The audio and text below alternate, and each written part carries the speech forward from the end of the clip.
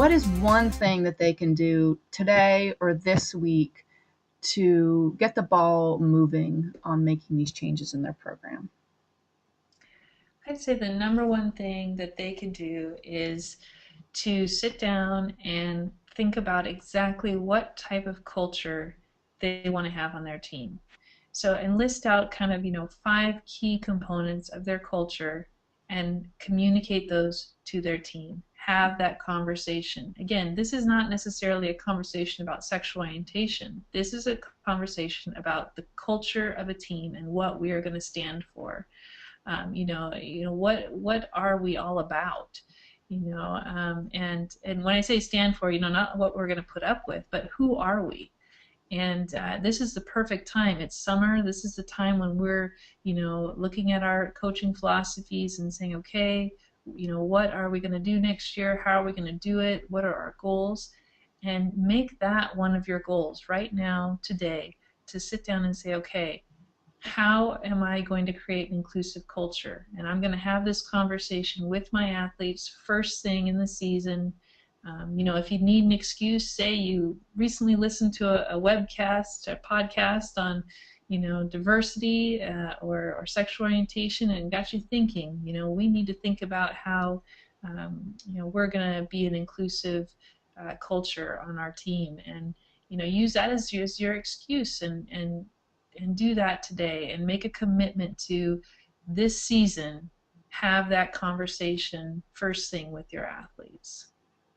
Now, what if coaches think they don't have any gay athletes on their team?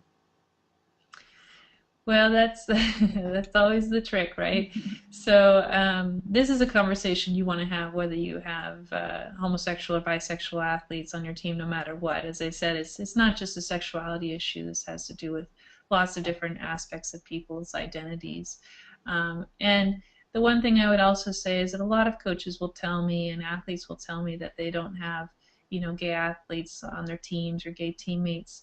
And, if you look at the statistics, gay athletes are represented in every sport, in every division, in every state, and university across the United States. So even if you don't think you have any gay athletes, more than likely you have had or currently have some on your team. And, from what I've heard from gay athletes is that they really appreciate that I encourage coaches to have these conversations, because as hard as it is to have them, it's much better in the long run for both team dynamics and personal success and fulfillment.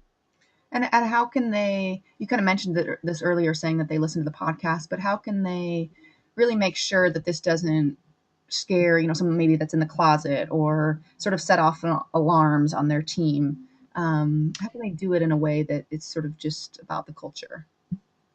Yeah, and that's why I say using a podcast, or saying that you've done some reading on diversity and inclusion. I think it's fair to use the word diversity and inclusion rather than picking out one specific aspect, because that's true. You might have someone on your team and they might be concerned that, oh my gosh, did someone notice something about me? Or, they might be concerned that they've recently come out and this is why the coach is doing it now. Everyone's looking at them. Mm-hmm.